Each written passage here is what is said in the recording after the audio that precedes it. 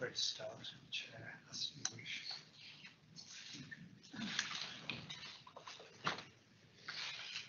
Good morning everybody and welcome to the meeting of the People Overview Committee. Before we start, I need to inform you that this meeting is being live streamed and recorded. Item 1, apologies for absence, is Ed Bird and substitute is Roy Aldcroft and Sian Lyons. Does anybody have any disclosable pecuniary interests? The minutes of the meeting held in March and May, I'm afraid, are not available at this time, but should be ready for the next meeting. There are no public questions. There are 2 member questions. Is Alex available? Alex Wagner? No, he's not the Chair. He said he was joining virtually. He's not here, Chair. No. You've all seen the questions and the response. Do you want to read it out or do we need to? Do you want to read his question out? That's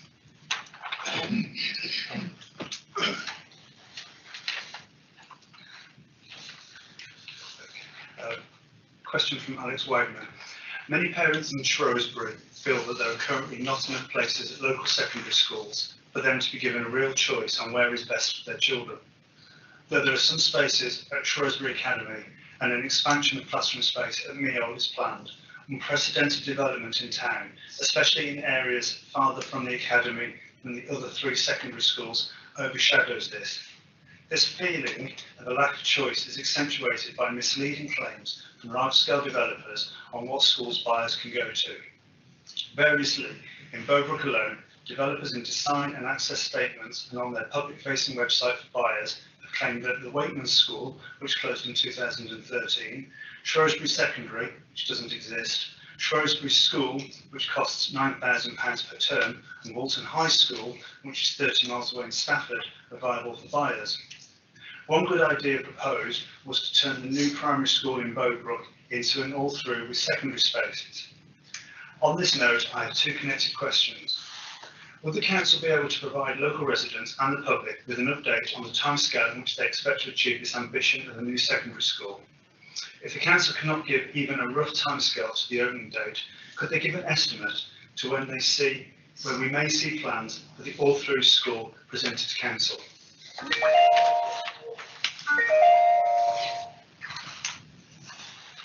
Okay, Chair, would you like me to respond? Please. Okay, thank you, and I'm sorry this is a fairly lengthy response. First of all, thank you very much to Councillor Wagner for drawing attention to the references being made by developers in their design and access statements and public-facing websites for buyers regarding local schools. Clearly, the local authority has no input or control on how they promote and market their developments.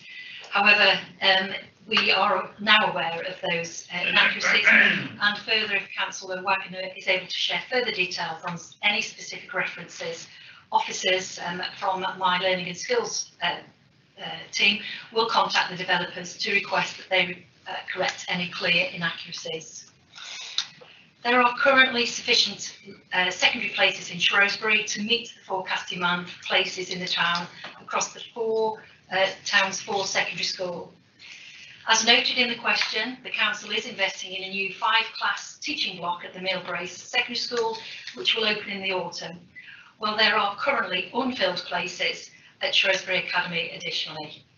The expansion of provision at Millbrace School in particular is in direct response to the increased demand for secondary places, resulting from the housing developments in Shrewsbury in recent years and forecast to be required in the current plan period through to 2026. Further expansion in secondary school places in Shrewsbury will be dependent on a wide range of factors, not least the formal adoption of the local plan and the allocation of housing in the town in the next plan period. Other factors include the number of houses approved, the annual build-out rate, the rate at which they are occupied, and the yield of secondary school-aged children from this housing. In place planning, officers are currently using a secondary pupil yield factor of 0.1415 for the Shrewsbury area. This means, I know that that's quite complicated, but in simple terms, what that means is that 200 houses would have to be built and occupied to result in school places being required for a single class of secondary age pupils. 2 of Shrewsbury's secondary schools have over 800 pupils, while the other 2 have over 1,200 pupils. Perhaps this gives a sense of the number of houses that would need to be built and occupied to require an additional secondary or all-through school in the town, and for that school to be financially and educationally viable.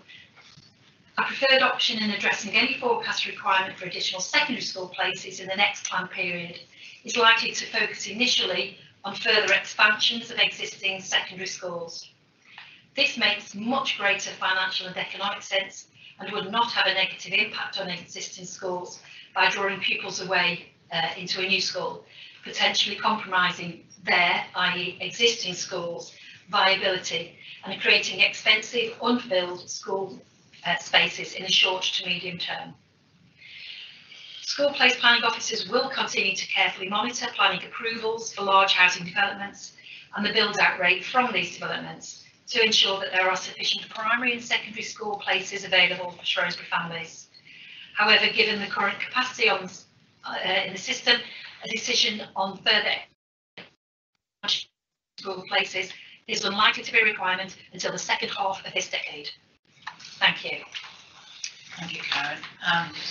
We're planning to have the officer on school place planning coming to give us a talk in the near future.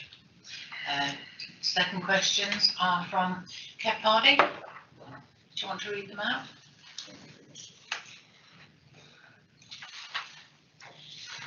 The new youth services model has been an abject failure to date. I define failure as young people not receiving face-to-face service. The transition from the old model to the new model has so far failed because Shropshire Council have been unable to recruit outreach workers.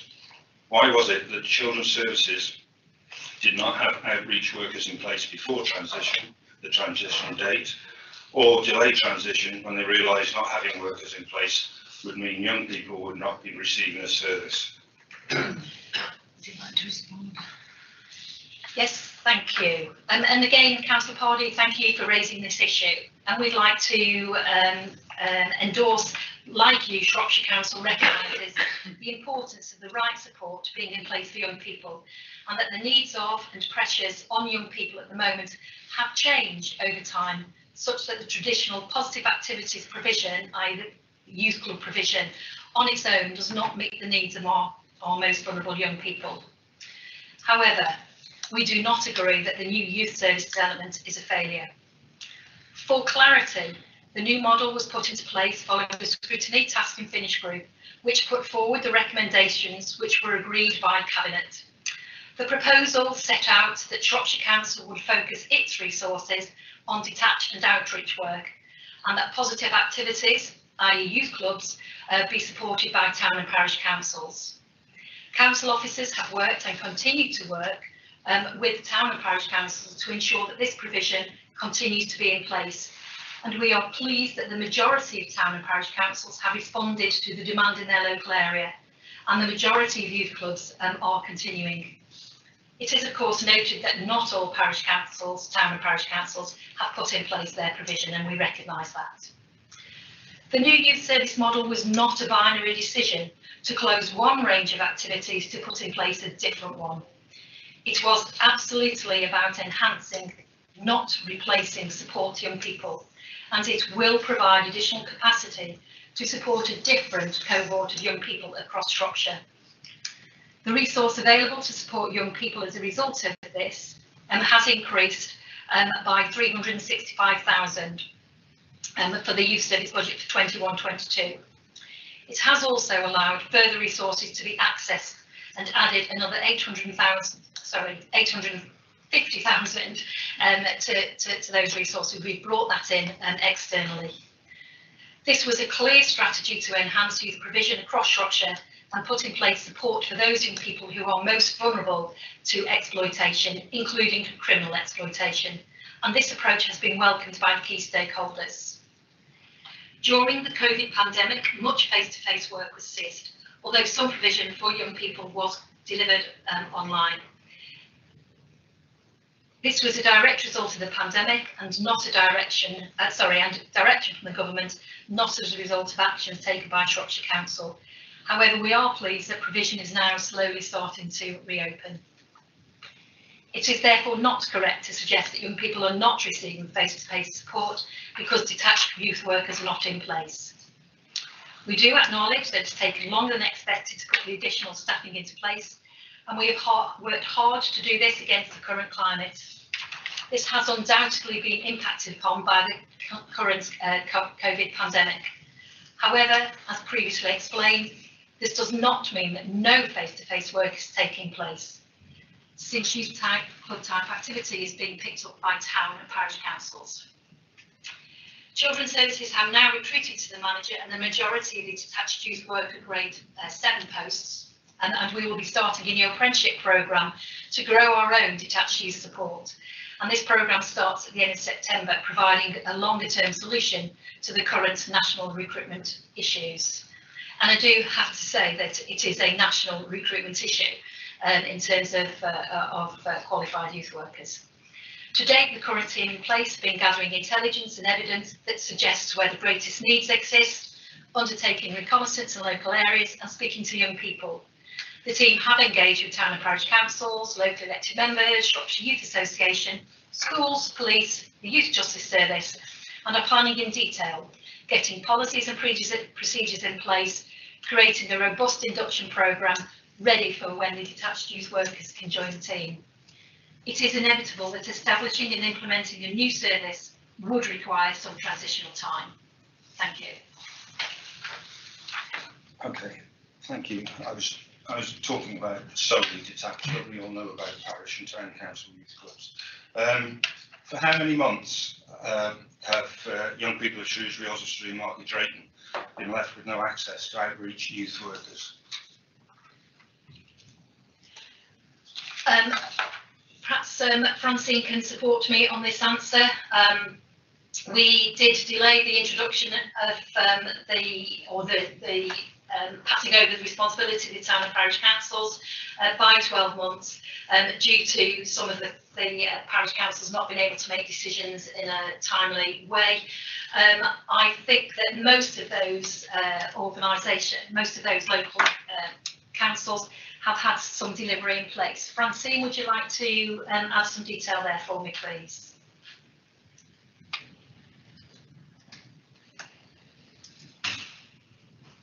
Morning everyone, I hope you can hear me now. I've just unmuted myself. My name's Fran Doyle, I'm the head of Early Help.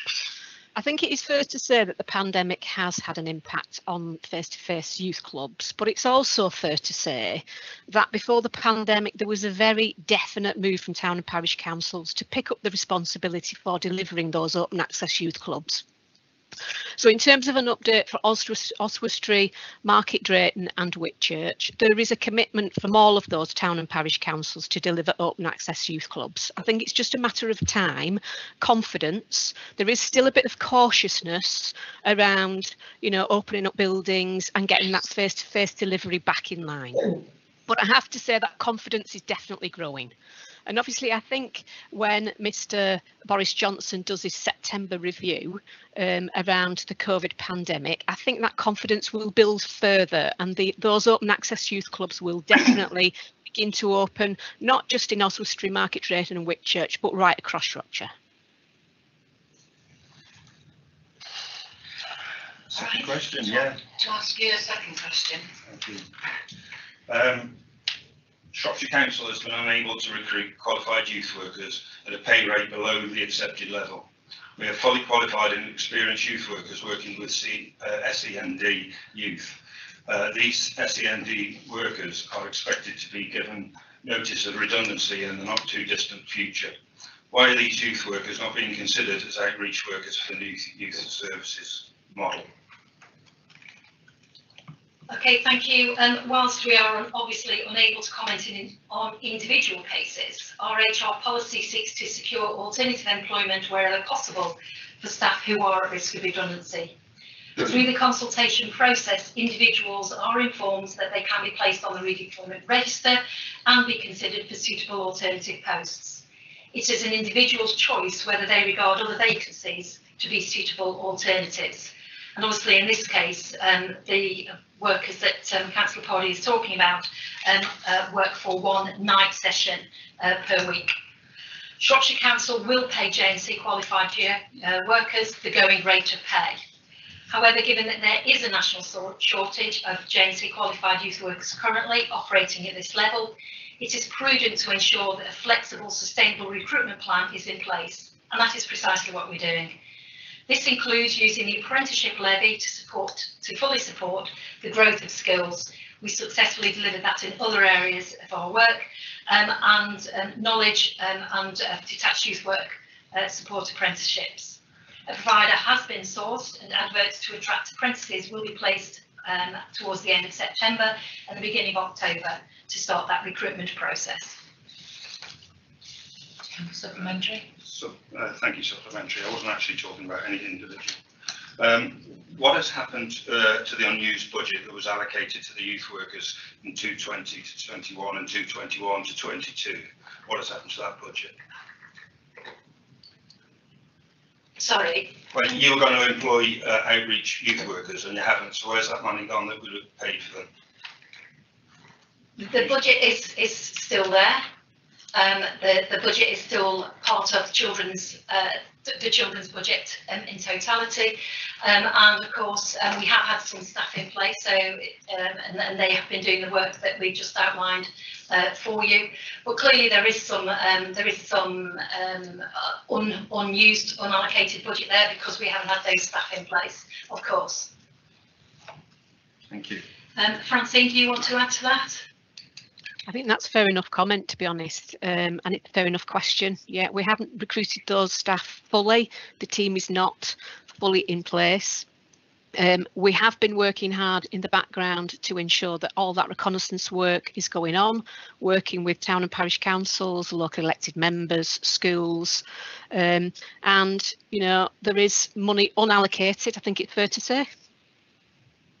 But we're hoping that detached youth support team will be fully up and running by October, at the end of October at the latest, and there is some assurance around how we're going to do that. So we've thought really hard about how to attract new JNC qualified level detached youth workers, as well as the apprenticeship programme, because there is a national shortage of JNC qualified staff.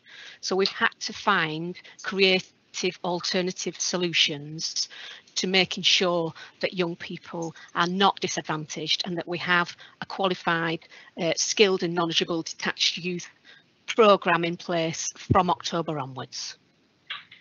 Perhaps if I could just add to that, as I mentioned, we have used the apprenticeship levy and that framework to grow our own staff, particularly in social work. That is working really, really well. We do recruit Shropshire people into that. There has been a delay because the framework was not in place nationally for that, and we could not source a provider because of that. So that we've had to wait for that framework to be approved for us to then secure a provider, which has taken, again, longer than we would have expected. Okay, thank you. We'll now move on to presentation, please. Okay, thank you, Chair. At the last, I think, planning session, it was requested that we bring forward how children's services have responded, perhaps the impact of the COVID pandemic on our services, on our children and young people across Shropshire. So we have put together for you today a presentation. Hopefully you've had sight of that. It's a fairly lengthy presentation with quite a lot of detail in it. I will ask my colleagues to trot through it as quickly as possible so that you can ask the questions that you really do wish to explore.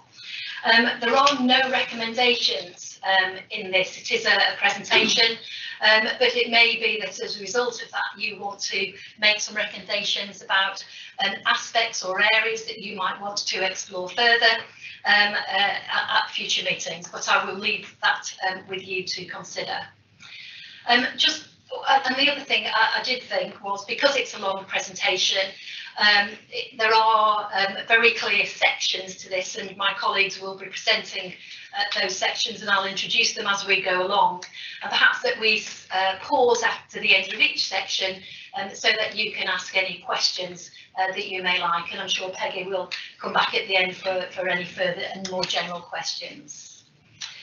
So, Danny, if we could just move that on before I start to introduce my colleagues. There we go. So just by way of summary, you don't need me to tell you about, the pressures that the pandemic has placed on us all and all members of our community, our staff, our children and young people. But just by way of summary, I think my colleagues will start to tease out some of these issues as they go through their presentation. What we have absolutely seen as a result of the way that we've had to operate over the past 18 months or so is improved collaborative work. By necessity, we've had to work in a very different way across the council, but with also with our partner organisations. We've had different challenges that we've experienced before, that we've had to work through, new uncharted waters, new ways that would never have thought about. But what that has resulted in, I think, is much more positive relationships, much more willingness to be open and have honest conversations and work together to find positive solutions.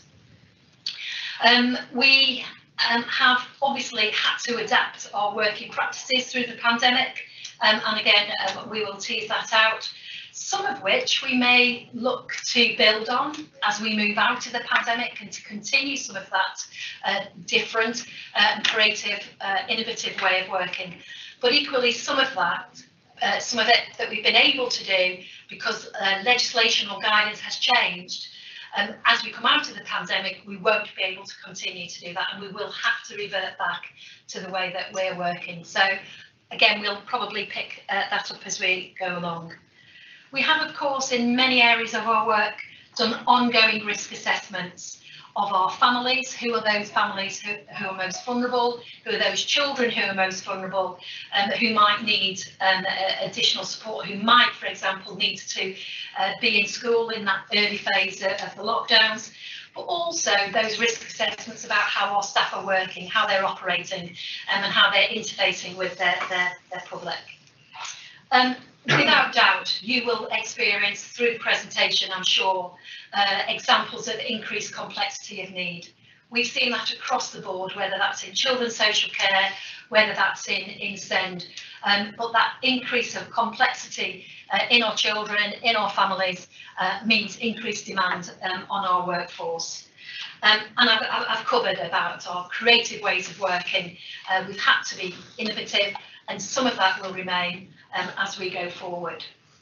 So I'm going to now hand over, I think, to firstly our impact on pupils and on schools, and I'm going to hand over to Steve Compton, who's our Principal Education Improvement Advisor, and Phil Wilson, who's our Service Manager Business Support within Learning and Skills. And I'm not quite sure who's going to go first, so I'll leave it to you guys to start your input. Thank you. Thank you, Karen. I believe it's me first. Good morning, colleagues. The first slide hopefully captures a snapshot, really, of where we finished the summer term, and I'll talk you through some highlights of this slide. The first bullet point indicates the pressures that schools are under in terms of the impact of COVID cases at the end of the summer term, and at the peak we had 4,000 pupils who were accessing remote education at one point. This isn't 4,000 pupils at home because of COVID cases affecting them as close contacts. We have 3 secondary schools in particular who were impacted by a number of staff being close contacts, which meant the schools had to take a decision to close and move to remote education. But at the same time as that, we had in excess of 20 primary school bubbles closed. Now, obviously, Shropshire throughout the pandemic saw fewer COVID cases than some other parts of England. And one of the things that led to, and you can see this in the second bullet point, is that attendance in general in Shropshire has been higher than the national average throughout the last 18 months. And as I said, one of the direct factors in that is the fact that we had fewer cases within Shropshire. The chart on the right-hand side captures attendance during the last half term. And you'll notice the big trend on there is that following the return after the half term, there was a general decline in attendance, and that is directly down to the number of bubble closures and the number of COVID cases. And we're probably all very aware of that third wave that we saw during the summer months. What we can talk about is the impact on COVID on youngsters' learning, and you'll see on the fourth and fifth bullet points there that we can refer to learning loss, and there have been a number of research papers undertaken which analyse the amount of learning lost, and there's reference there to primary age school children who over the last 18 months there's an average learning loss of between 3.1 and 3.6 months. So that's a considerable learning loss that we can see. Within Shropshire, pre-pandemic, we know that one of the areas where we face a particular problem is the attainment of disadvantaged children. And one of the things that we've seen compounded by the pandemic is the attainment of disadvantaged children. And we know the learning loss gap between disadvantaged children and their peers is a bigger gap. So moving forward, that will present another challenge for Shropshire. Yesterday, we had the A-level results, and tomorrow we've got GCSE results. And obviously you have to pay tribute to staff within schools and also the pupils themselves and their families. But we know there are 16-year-olds, 17-year-olds, 18-year-olds who are undertaking GCSEs and A-levels have had a very difficult period over the last 18 months. Looking forward to the future, we know that this is going to be compounded further.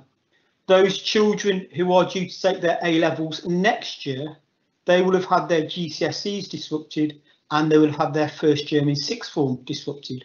So we know that as we come out of the pandemic, we will see the effects of disrupted education for many, many years to come. We have seen, as we would expect, that when children have returned to school, that many children, the vast majority of children, have been not only keen to return to school, but have moved back into school life in a very positive way, almost as if they've never been away. But equally, we have to pay attention to the fact that there are some children who have found the return to school very difficult. And we know that we have seen a number of children who have found that return difficult, and we know that we will continue to see children finding that return difficult. We've spoke about learning loss, but equally we have to pay attention to some of the loss of social experiences. So I've put one bullet point there around the missed experiences, children not going on residentials, not being able to participate in some of the transitional activities between primary school and secondary school. And in education, we'll often refer to cultural capital, that exposure to wider things in life.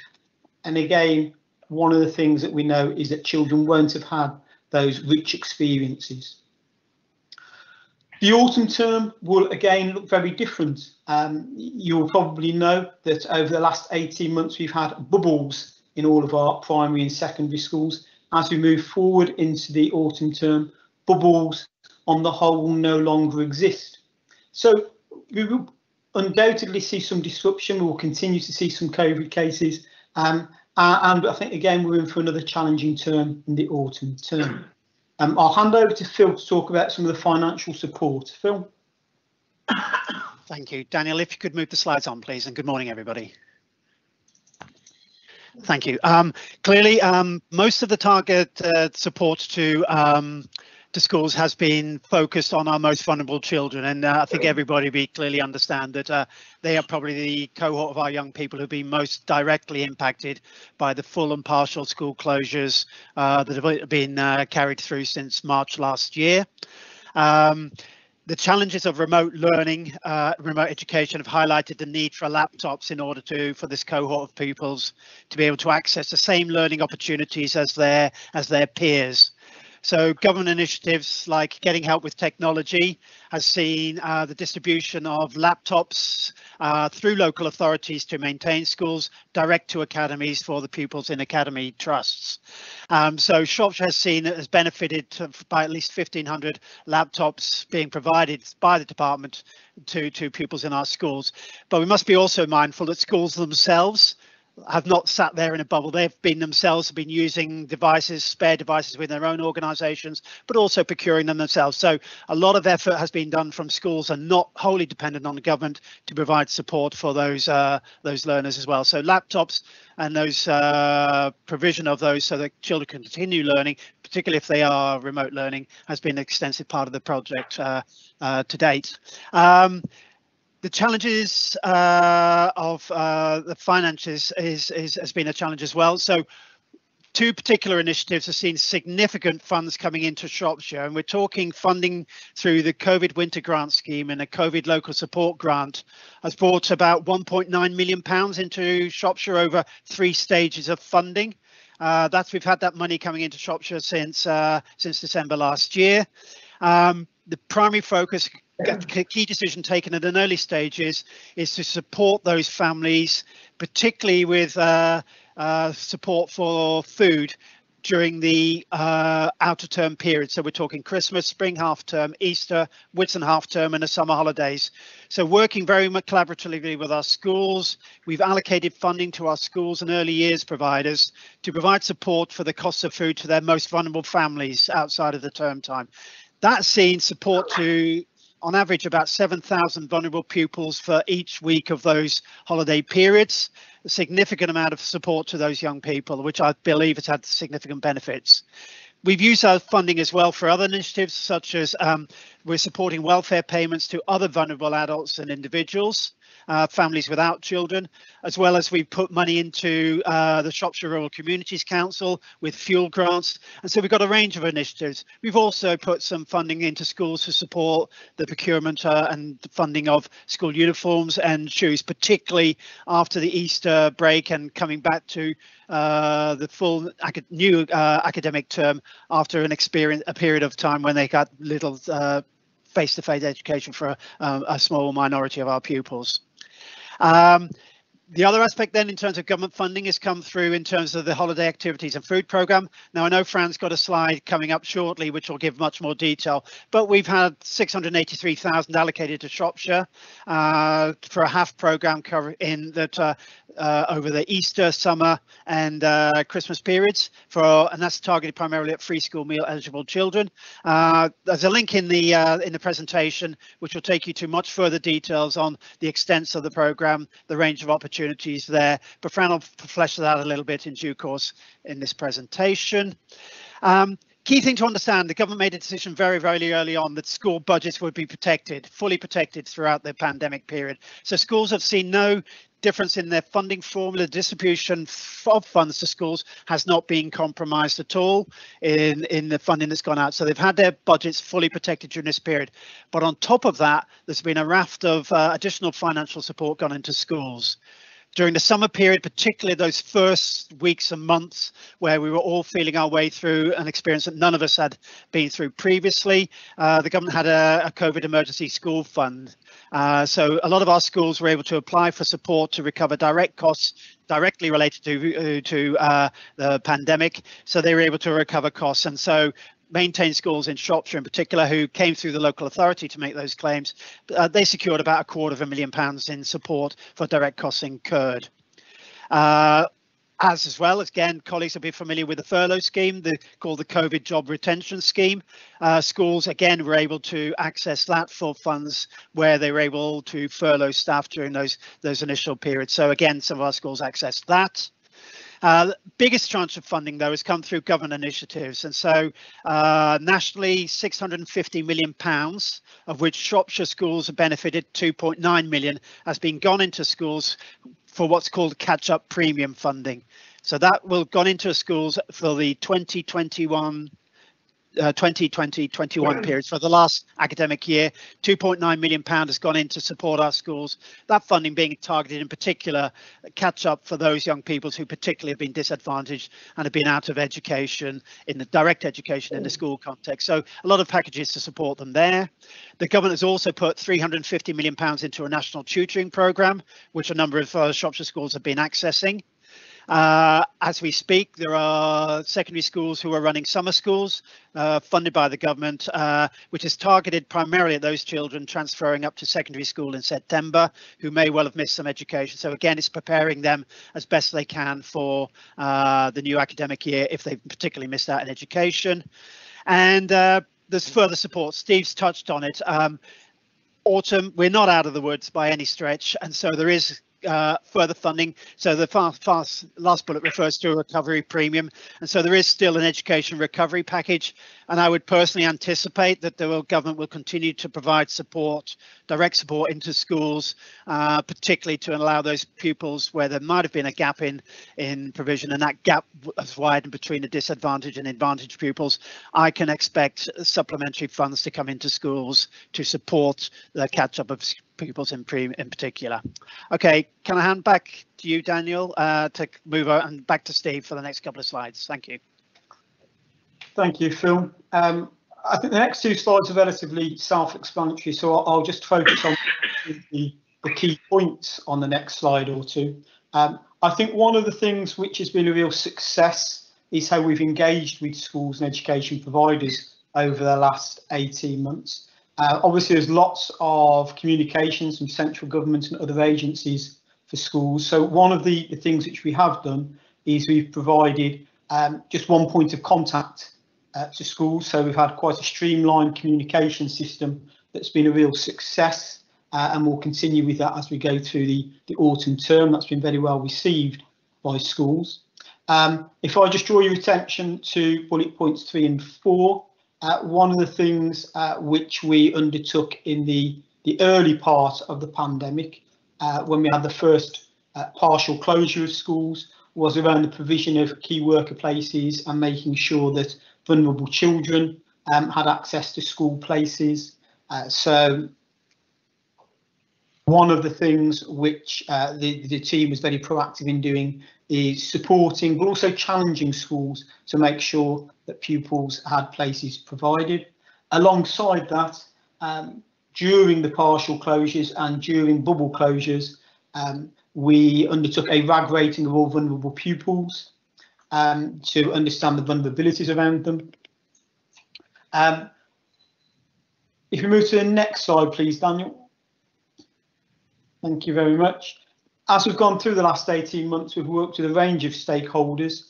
If I draw your attention to the second bullet point, one of the things that's taken place each week that Phil and I, and also people such as Sonia and Fran have been involved with, is we have REACT meetings. The REACT meetings are meetings with the DFE and the Regional Schools Commissioner, a two-way conversation around concerns and also the sharing of information. So those have happened twice a week, and we continue to have a dialogue with both the DFE and the RSE. We have met regularly with the trade unions, and our health and safety team developed a risk assessment template that all schools use, and the health and safety team quality assured the risk assessment template. That risk assessment was around the return to school when we had the reopening of all schools, or the wider reopening of all schools. And whilst we're talking about the health and safety team, the other thing which the health and safety team undertook was that provision of and sourcing of PPE packs, which are provided to all schools, maintained schools and academies. Okay. At the start of the presentation, Karen suggested that what we would do at the end of each stage is stop and take questions. So before we move on to the early help section by Fran, we'll pause there and we'll see if there's any particular questions around education. So, yeah. Councillor Pardy. Thank you very much, Chair. I think this is a time that we should also thank town councils and parishes and members of the public, the community, for donating laptops. They may have been used, they may not have been, but the generosity was there.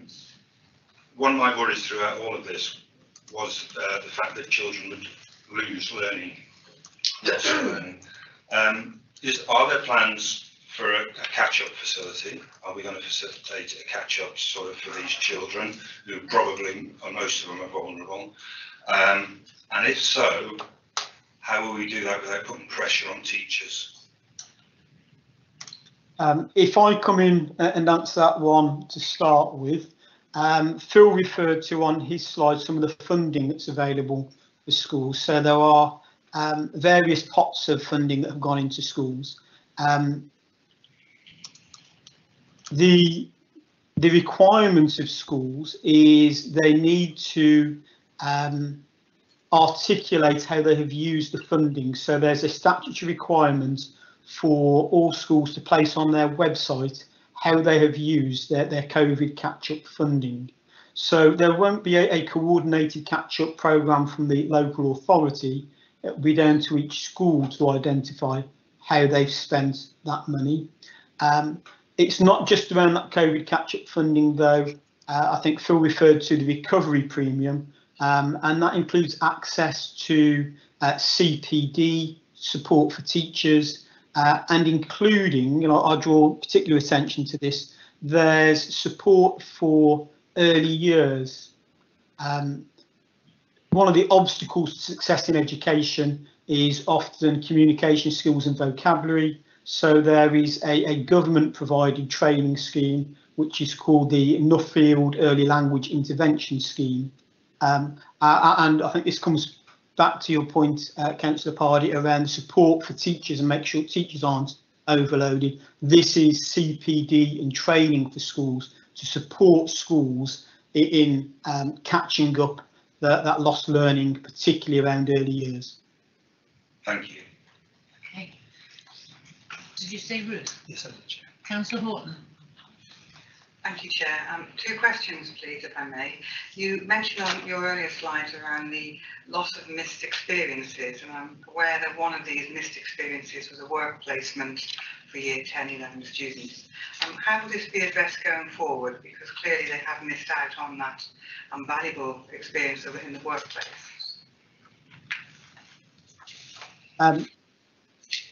Thank you. Again, this would be down to each individual school, particularly around work experience.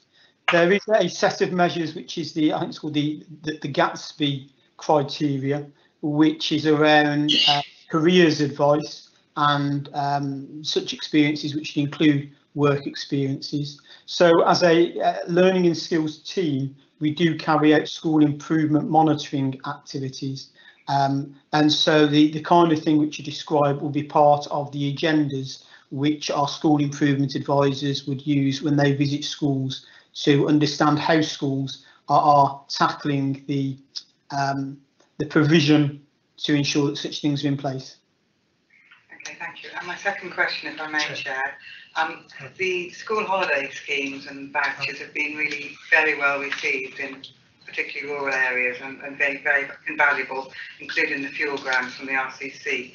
But given the reduction in universal credit that's forthcoming of £20 a week, and that there's as yet no provision for school holiday support in the October half term, is there any safety net for those vulnerable children when we get to October? I'll pick that one up. Thank you very much, Councillor Horton.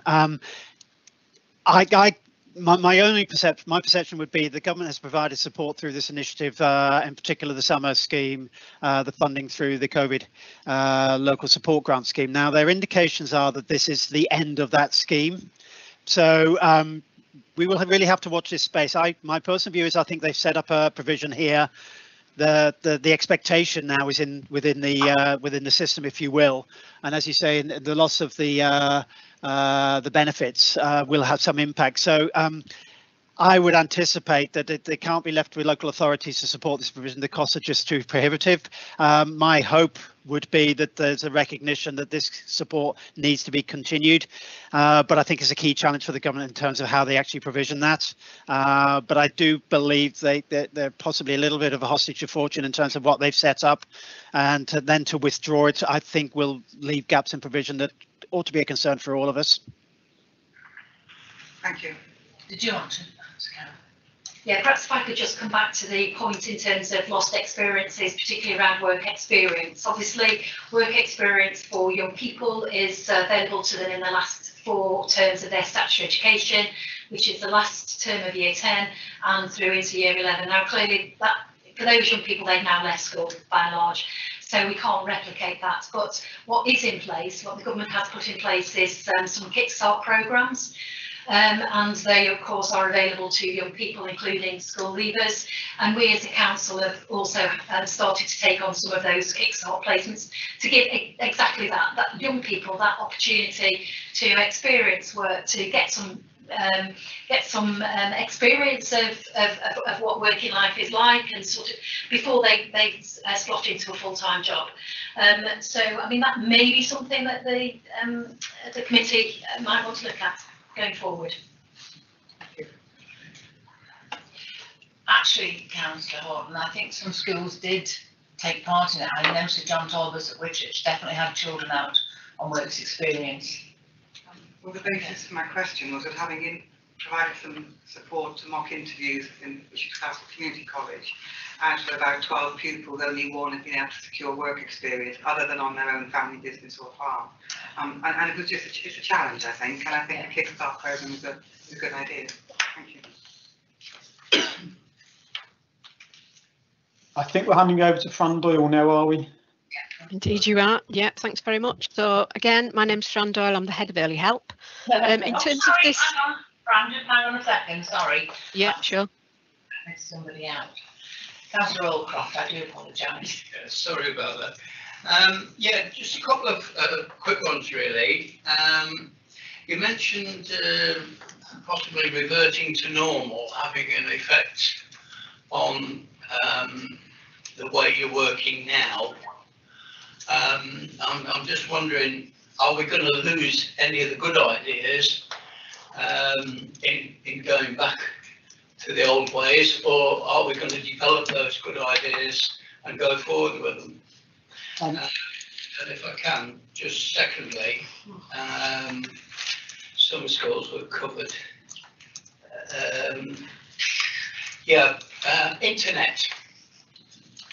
Obviously a critical part of the laptop game. Internet speeds and internet cover throughout. Were there any problems in terms of providing equipment to improve the signals? And if so, what were the costs involved there? Thank you. Thank you, Councillor Alcock. If I just pick up the first one around good ideas, I think we can look at that in terms of good ideas by schools and good ideas by local authority and changing our ways of working. If we look at schools, when we have conversations with schools at the moment, we are asking around what things have they changed which they will keep. And the feedback we're getting from schools is there are a number of things which they've put in place that they will choose to keep. For example, lots of primary schools at the moment are asking children to, if they have PE on a particular day, to attend in their PE kit, because that saves them having to get changed at school. That's been a real success, and many primary schools, for example, are choosing to adopt that as they go forward as a permanent measure. Likewise, I think some of the staggered starts that we've seen in schools have been very successful, and some schools will choose to keep the staggered starts. So I think, yes, we are seeing that evidence that some of the changes that have been made are being kept by schools, and likewise with the local authority. COVID forced us in many ways to change our working practices, and we've moved much more to use of online tools such as Microsoft Teams. So when we've engaged with our schools, we've obviously done lots of Microsoft Teams meetings, and as we return to the new academic year, we will continue to make much more use of Microsoft Teams because in a rural authority, that helps us cut down on travel. So yes, there are lots of things which we'll start to adopt. If we have a quick look at the question around internet data and so on, and Phil might want to come in again in a moment. As part of the government funding, what was also provided for disadvantaged families in particular was access to mobile data, effectively to portable internet points, because we know not only is internet speed an issue within Shropshire, but actually there are a high number of families who do not have access to internet per se. So as part of the government funding, families who didn't have internet access were able to have additional access to the internet. Phil, do you want to come in and add anything further? Yeah, just really on top of the laptops that were provided through the government schemes, there was a provision of a number. Unfortunately, I think from Shropshire's perspective, being a larger rural inland county, we perhaps didn't get as many as we would have liked, but we did get an allocation of 4G wireless routers, which again, we were able to put out to most of our vulnerable pupils. But again, in terms of the wider network provision and whatever, all we could really do is alert colleagues in other parts of the organisation who are responsible for the rollout of broadband across the county in terms of the aspects of that. And again, it wouldn't have just been on education. That would have been an impact on businesses having to work remotely, workers having to work remotely. So again, that's outside of our direct area of responsibility, but we're certainly flagging up the impact of the gaps in provision across the county. So that is a much larger initiative, but certainly the wireless routers, the access to data, the only thing I would say is they were time limited. And so they could be running out. So again, if we have a reoccurrence or we continue to have challenges in the months ahead, and there is any short-term closures, then some of these initiatives won't be carrying on for as long as we would have hoped. But there certainly has been some acknowledgement and recognition. But for a county like Shropshire, we probably needed significantly more routers to support our young learners than we perhaps were allocated. Thank you, Chair. Thank you. Over to you, Fran, I think. Okay, thank you very much, Councillor. So to start with, obviously COVID impact on early help. You can see from the first little graph that we've got on this first slide for early help that over the pandemic period, requests for targeted early help at a level 3 had increased exponentially month on month. And that was really in line with schools returning after each national lockdown. So June to July, September and March. When the pandemic first started, I think it was fair to say that it was a really, really challenging time. And it was really important that early help risk assessed every single family open to its provision to ensure that we were working with every family, that actually during that period of time, one of the challenges was that there were less eyes on children, obviously with school closures, some of our health providers moving onto the front line of the pandemic.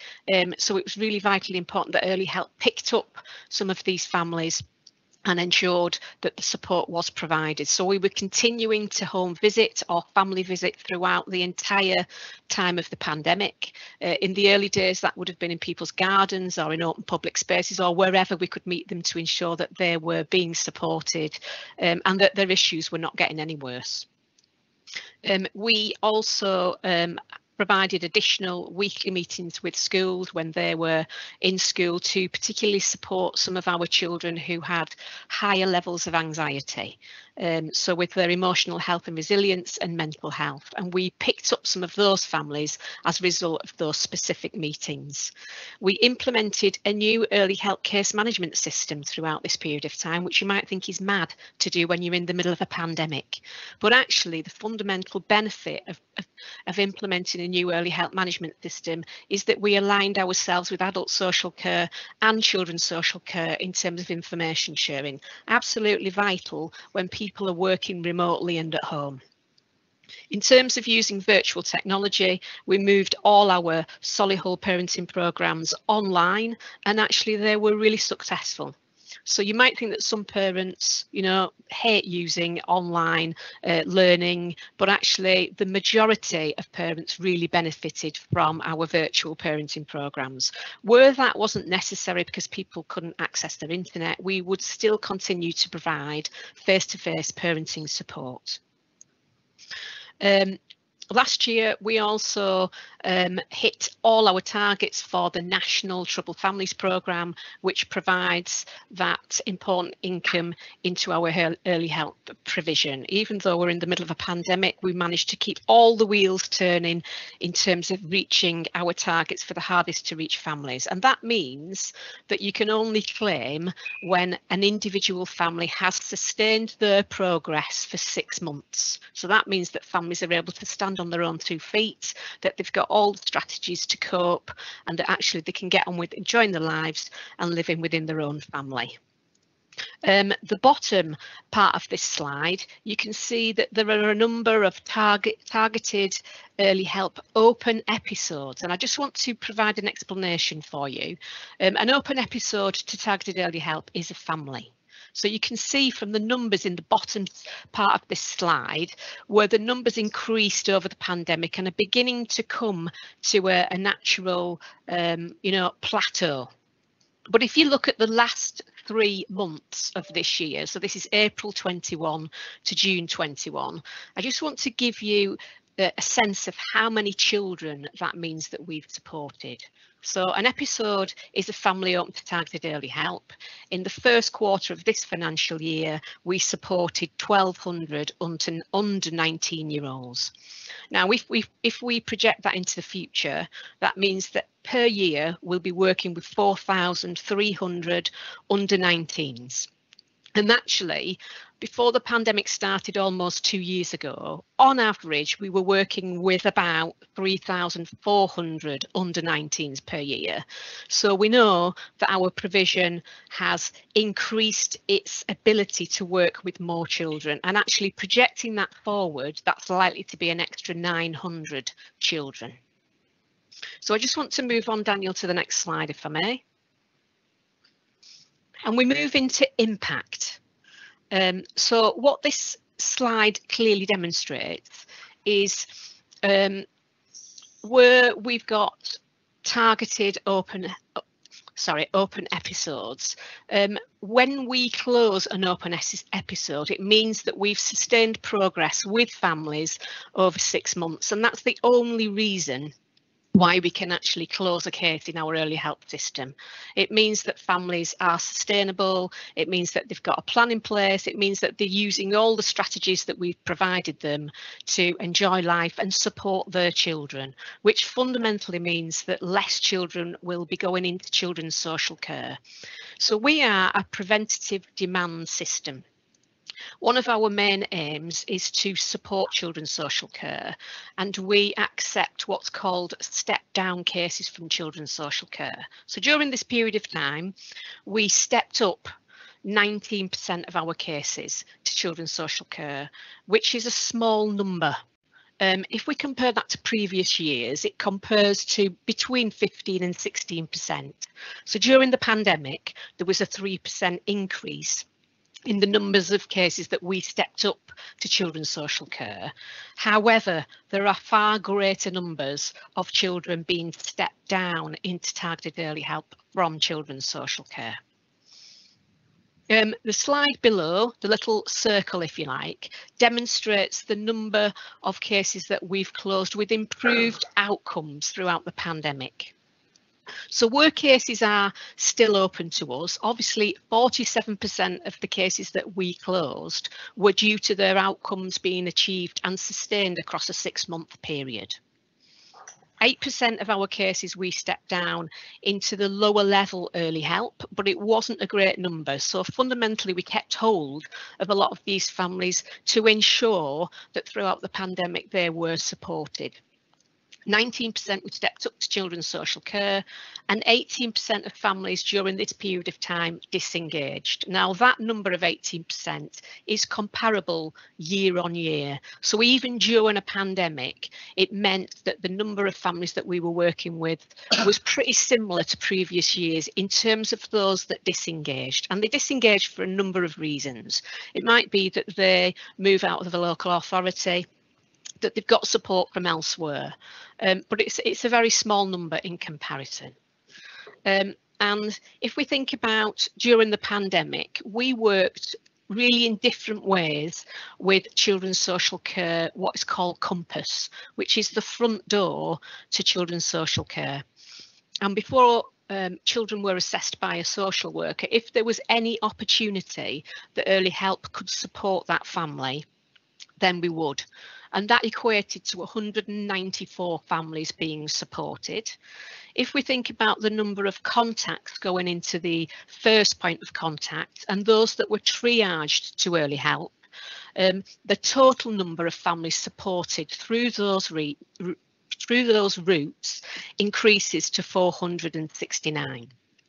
So I'm sure you can appreciate that as an early help service, our main aim is to support families not to enter the social care space, if at all possible, to provide them with strategies to better cope with the situations that they're dealing with in their everyday lives.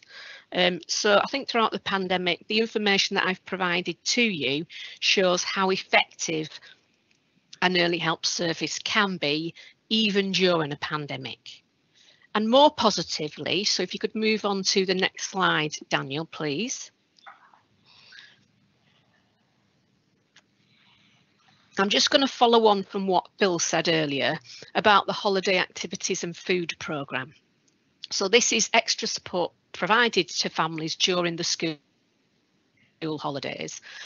And this covers obviously Easter, summer and the Christmas holidays. So this is just to highlight the numbers of children that we will actually be working with and reaching during the summer holidays. At Easter, we had only just received the money, and within weeks we were working with a range of providers across parts of Shropshire, which provided activities to over 1,500 children and young people eligible for free school meals, but also vulnerable children. So we didn't exclude any children that weren't accessing a free school meal. To follow that on during the summer holidays, we've been working very closely with obviously partners within children's services, staff and colleagues, but also we've been collegiately working with culture and leisure. And I think from the numbers here, we've commissioned 31 organisations across Shropshire to deliver core activity programmes, which includes 10 cultural and arts organisations, and they'll be delivering bespoke workshops. Activities will be running for the full 7 weeks between the 9th of July, so we've already started, up to the 3rd of September. And the numbers reaching these particular children is going up every day. So there's 857 sessions being delivered at 63 venues across the county. We estimate that the participation numbers, at the time that this was written, which was a couple of weeks ago, we were looking at 2,771. We're now looking at over 3,000 children being reached. So day by day, the numbers are increasing as we continue to communicate as far and wide as we possibly can. And obviously 20 core providers will be offering bespoke activities for children and young people with special educational needs and disabilities. So I'm just going to draw a breath there and take a little sip of water and provide opportunities for anybody to ask any questions. We have no questions?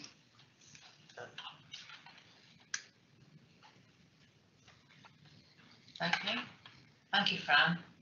Thank you.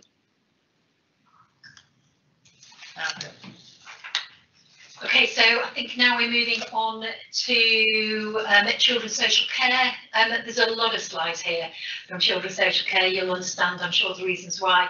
I'm going to ask to hand over to Sonia Miller, the Assistant Director for Children's Social Care, to take us through the rest of this slide deck. Thank you. Good morning, everybody. Apologies to those of you that I've got my back towards, because I'm at the front of the room, so I do apologise for that. A bit of a sort of juggle. Can you hear Sonia? Yep, I In the can. back? Yeah. You can hear. There's a lot of detail in the slides that have been provided in relation to children's social care, and I don't intend to go through each slide sort of line by line. What I'll do is summarise some of the kind of key themes for you, and then perhaps we could focus on the kind of questions. I'm very grateful to my team who pulled this presentation together in my absence, the service managers across the service. What we've done is focus on breaking it down to each of the statutory functions realistically, so that you've got the sort of broad brush overriding themes, but also then the specific impact in relation to sort of our front door activities, our sort of child in need, child protection, our looks after children, our adoption and our fostering, so that we try and give you a kind of sense of what was consistent across the service, but also where there were specific sort of challenges and direct impacts on children. So what you'll pick up if you read the slides in total is that there are a number of themes really, and one is that there has been a significant increase in pressure and demand on children's services right the way throughout the pandemic. That was very much concentrated into the 3 periods of time of return to schools from the 3 lockdowns, and you can see that was very sort of consistent. But aside from the demand, the big issue there is the increase in complexity that Karen referred to earlier. We've had a large number of very large sibling groups that have become looked after children. A number of families with 4, 5, 6 and 7 children have had to become looked after, and that has affected our looked after numbers. The issues that we faced have been neglect, some physical harm to children, but are really significant issues around very chronic, long-standing and severe neglect, and we have addressed that with scrutiny, I think, you know, over the last sort of year. The impact long-term on children's social care is the number of children that are currently looked after. There are a number of reasons for that, and we're currently looking at undertaking a much more detailed analysis piece of work around that, and we're doing a lot of work to look at the timeliness of the exit plans for some of those children. Some of the broad brush themes relate to sort of delays in the court processes, the lack of support that's been available from the wider partnership, but essentially the fundamental issue has been an increase in harm to children in Shropshire, and quite a significant increase in harm. Obviously you would understand that the big impact for children, for social workers, has been an impact on their caseloads and their workloads, and the 2 things are slightly different. So yes, they've had to work with more children and more families, but their workload has increased because every visit has had to be risk assessed under government guidance. Every time that we determine whether or not that's a face-to-face visit or a virtual visit has to be risk assessed. And what we've done is rated red, amber, green the vulnerability of those children and families. So where we're really concerned about children and families, they've always received face-to-face visits throughout. Any family that was unknown to us was received a face-to-face visit, and any unassessed risk always received a face-to-face visit. So throughout the pandemic, right the way from day one, we have had social workers on the front line, face-to-face visiting right the way across their caseloads. And that has been a challenge when we've had to have workers who have self-isolated or have had COVID, and their colleagues have also had to pick up. So to say that it's been a very challenging time for social workers is an understatement, but they have absolutely risen to it, and we're incredibly proud of what they've delivered. Daniel, if you could move on for me.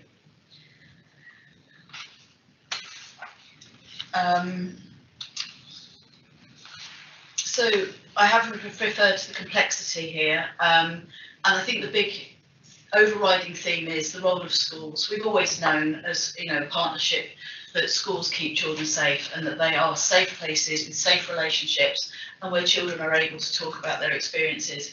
But it has really significantly been highlighted throughout the pandemic, and our schools have really risen to that challenge. We've had a number of schools that have done doorstop visits to school children that they've been concerned about. They've ascertained levels of harm and risk.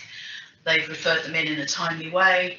They've had a whole range of vulnerable pupils in school and really increased the numbers of vulnerable pupils in school throughout the pandemic. We've been a very high performing local authority in terms of the numbers of vulnerable children in school. And that hasn't always just been children on child in need and child protection plans.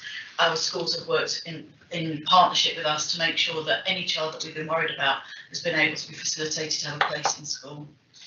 That also goes for our looked after children, and although 51% of our looked after children attended schools, many of them that didn't was because they were in foster families, and the foster families preferred to do the homeschooling, keep the foster family safe. Many of our foster carers were shielding, etc. The big significant area, as you will understand and appreciate, has been the increase in concern around child and young people's mental health, anxiety, self-harm, suicidal thoughts, sleeping disorders, eating disorders, and that continues to be a significant area of challenge for ourselves and our health colleagues. And my thinking is that that will continue to be an area of challenge for at least another year to 2 years potentially, whilst these young people readapt to being back in school and readapt to whatever the new normal is going to look like. Move on. This slide shows you the significant increase across the system, and it obviously takes a quarter snapshot, but essentially that's a pattern that's gone right the way through the pandemic. So we've had a significant increase in all areas of our work. Obviously, the strategy meetings and the Section 47s are what, in relation to, directly relate to significant harm, and that's where we've seen a significant increase, which then goes on to lead into those children becoming looked after. It says there that we've had a decrease in contacts. That's because we've had to change the way that we report on contacts, particularly when children are already open to us, but actually in real terms, we have seen an increase in contacts as well. Our campus team that's been front door based have become very sort of mobile and are now working with a much more blended approach, and that's going to be one of the changes that we keep, that we have realised that not all of them need to be office based all of the time, and it's really worked with them in terms of managing their homes life, their family life, etc., being able to work much more flexibly. Mount McKinley remained open throughout the pandemic, and I was very grateful for support from our council colleagues in health and safety and public health in being able to do that. It's provided a safe working base for our frontline workers that have been out in the community. Move on for me. So there's quite a lot of detailed information in this slide in relation to the partnership working and the way that we've worked with partners to look at the children that need our support most. Operation Encompass has been very significant in this, and that is the partnership working with the police in particular and with schools around making sure that schools are aware of domestic violence and abuse incidents that have happened. And as I say, that's where a lot of the partnership working really was very strong in terms of schools offering places to children, as you know, to help keep them sort of safe and secure and emotionally supported when they've got sort of that information through Operation Encompass.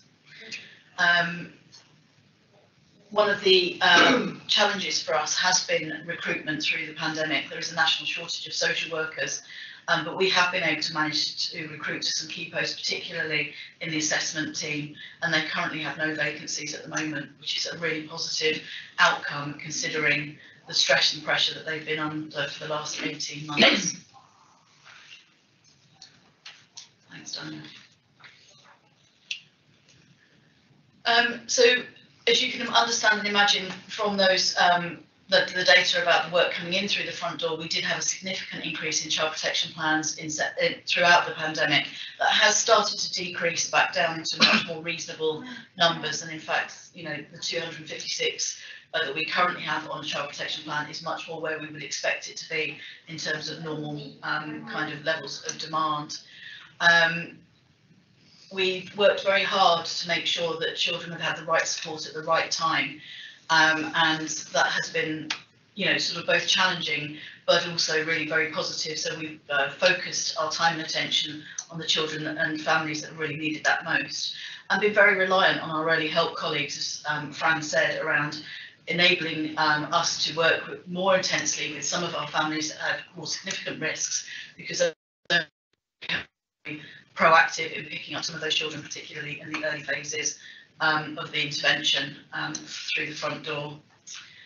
I think that's a repeat of information you've heard from other colleagues. The multi-agency working has been absolutely crucial, and a lot of that has gone to virtual, and that has been a real benefit, and we will be continuing to work virtually an awful lot. What we are working on is making sure that we have an equity of access offer for our parents. Where it hasn't been so easy is for some parents who haven't had, say, a laptop access. They've been accessing multi-agency meetings, say, on a phone or otherwise. So looking towards the new hub models and social workers being able to work at hubs that are based out in the community, we will enable parents and family members to attend virtual meetings, but within a kind of supported meeting room environment using a screen like we are today, which will give them much more equity of access to those kind of more challenging multi-agency meetings. But there have been a number of initiatives that have been created, such as the BU Huddle, which looks at our children's mental health issues, working with the police and ambulance service and various other emergency services to look at how our young adults, where we've got high levels of mental health need, are responded to. And so there have been a lot of positives that have come out of that multi-agency working. Daniel? Thank you. I looked after children and care leavers. I looked after children and done incredibly well, and educationally, a lot of our children that were really struggling with school have really re-engaged with education through the homeschooling and have been incredibly well supported by our foster carers, both our internal foster carers and the independent fostering agency foster carers. Our care leavers, as you can imagine, were very isolated at the beginning, and our leaving care team were incredibly responsive to our care leavers. Most of them had their phones on 24 hours a day. Care leavers would touch base with some on a daily basis during the first lockdown while our young people were adjusting. More than 20 care leavers were furloughed or lost their jobs through COVID, and 8 were actually key workers and worked throughout in supermarkets, the army, and working in hospitals. We had 2 young people who achieved first-class honours degrees despite the pandemic this year. We had that information back in July. So they've done incredibly well, but it has been extremely challenging for them, and loneliness and isolation has been a real significant issue. Holly, our care leaver ambassador, has done a lot of online work with our care leavers, having online meeting groups, activities, quizzes over Christmas to try and enable young people to feel supported and part of a wider community.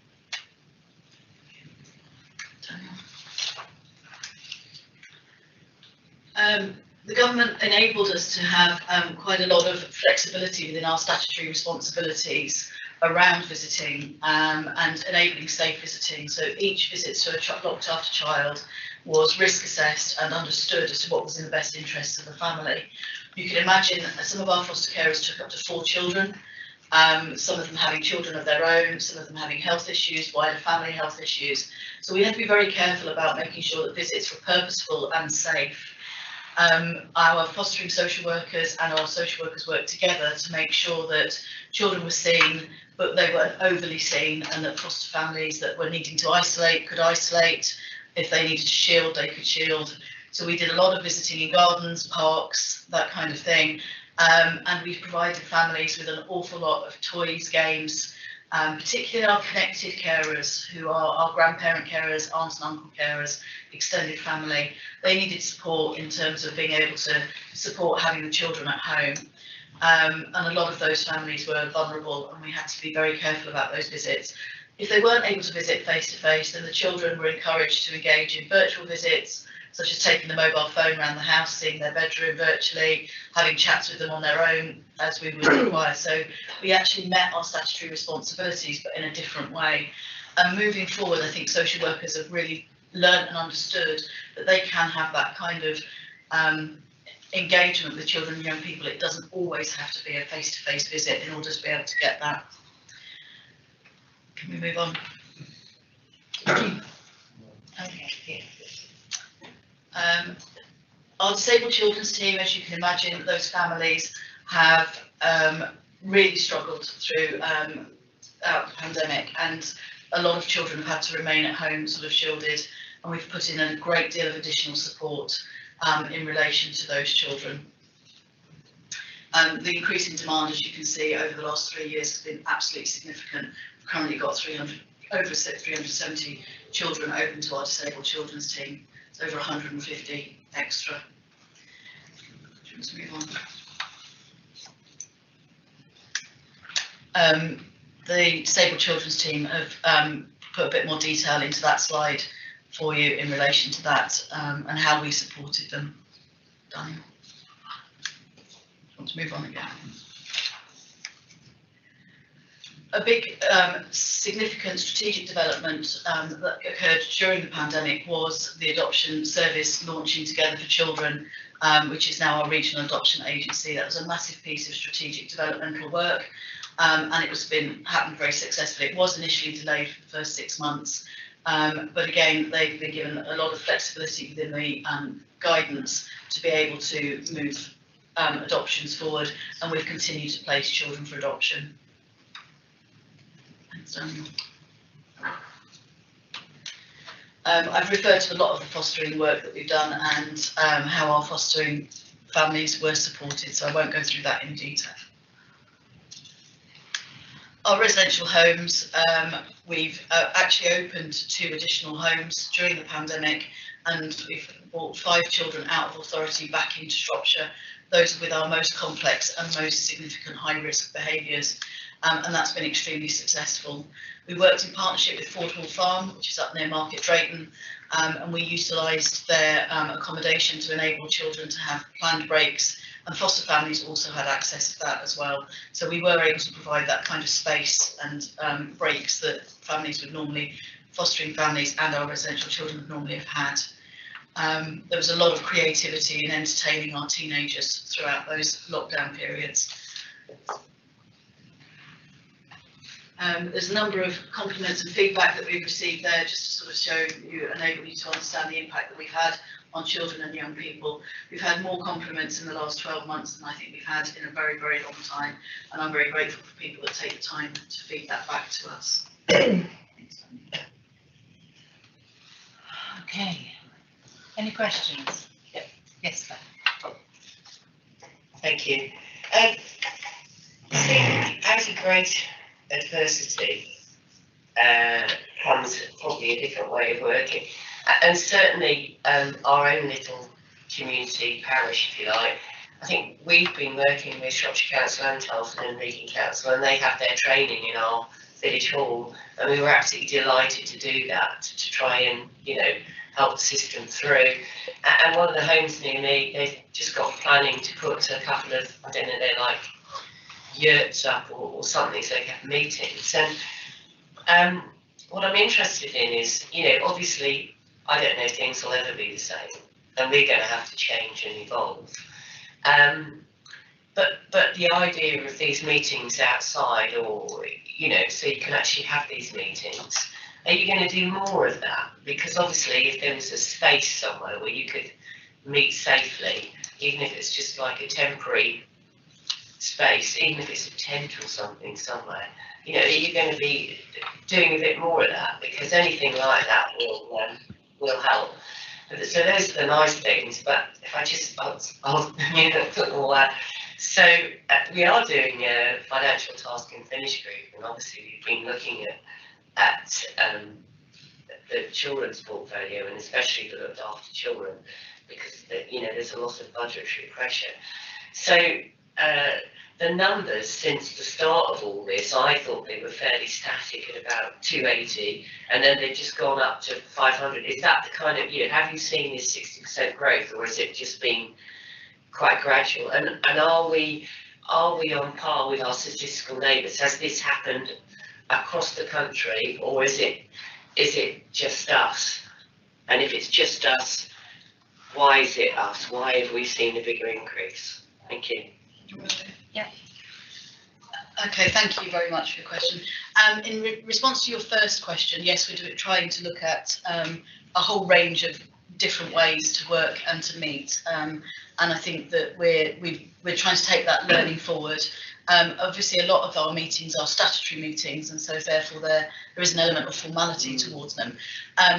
And you mentioned training, and I think that that's where we've learned an awful lot. So all of our fostering training went online, a lot of our adoption training went online, and actually the engagement has been positive, if not improved, in many ways. So there are some training courses that have to be done face to face, and obviously we look for those wider spaces to enable the bigger spaces to enable that to happen. But on the whole, I think generally we'll take the learning and we'll be working in a very hybrid model. In relation to the looked after numbers, at the start of the pandemic, but we were actually at 399, not sort of 280. I would have complete heart failure if we'd been at 299. As I say, there are a number of complex reasons for our looked after children numbers going up. One has been the significant number of families, large families, that have been into really serious neglect. We've increased our number of care proceedings, so that's not talking about then children who, you know, parents just want us to look after a child voluntarily. That is that the courts actually had to intervene, and the vast majority of our increase has been in court proceedings. So we've got that issue. We've got the issue that we've got a number of children who are delayed exiting care. So there's about 64 children at the moment who have got plans to exit care before December. Ideally, they should have happened sort of 6 months ago. So you've got an additional number of children. So you've got a slow in those coming out as well as an increase in those coming in. And I think, you know, it is a real challenge that right at the beginning, when we had a real spike, it was in the first sort of 6 months, we had a real spike where it really kind of jumped up. It was the lack of sort of frontline services, particularly around mothers and babies. So health visitors, midwives were all recalled to the front line in Shropshire. So a lot of the support they were able to offer was only very sort of minimal virtual support. And obviously to young parents and new mums and new parents, that is absolutely vital support. And we've had an increase in mother and baby placements, and in order to sort of fill that sort of gap backwards, really. What we have got is a new initiative called Stepping Stones, which was obviously agreed by Cabinet about 18 months ago now, I believe. It was due to kind of take off sort of March to the summer 2020. It was delayed because of the pandemic. It's now up and running, it's gone live, it's working with currently 72 families, and already is showing really positive results in supporting children to either stop them coming into becoming looked after or to return them home if they have become looked after. So the initial indications are that Stepping Stones is going to be really successful. It's a very intensive way of working with families, and the main difference is that we work with the children and with the parents, but with separate teams, so that the parents have their own support for their own issues, their own mental health, their own emotional well-being, other issues that they face, whether that be debt, drugs, alcohol, whatever, sometimes just broad brush parenting, really, and then the children have their own support, and the two work with the family as a whole system, and that's been very positive. Yeah, so going back, so are we the same as, you know, have we experienced the same growth? Because I think that's, because that's what's being said to me, so I want to know. Yeah, absolutely. Nationally, there is a national increase in children and young people who have become looked after. That's a national trend. It is particularly high in the West Midlands. We think we're probably slightly higher. We haven't got the actual data yet. It's not actually been published, but looking at it, we're probably at the top end of that. But that's why we're going to do some more analysis work to understand it. It's possible that that is distorted by our large sibling groups, because a sibling group of 6 will significantly distort your kind of demand. So at the moment, we think we're at the top end of that sort of national increase, but it is a national increase across the country. So just a side question, sorry. Do we have a record of the size of families in Shropshire, just a statistical record? You know, so do we have more larger families in Shropshire than our statistical neighbours? It's just an interesting point, because, you know, you say we've got these larger families, so is that just a Shropshire or West Midlands thing, or? From a data perspective, I'd have to ask the question. From an instinct perspective, yes, because they all seem to come through our front door. So, yeah, I'd have to ask the question of our data team actually to see whether that's something that we actually know. Yeah, and I think that's an interesting question actually. I think we can certainly go away and do that. What we do get is when any other sort of people come and work within Shropshire, and I know Sarah will sort of go through something later. They do comment on the number of large families that seem to be coming into the system.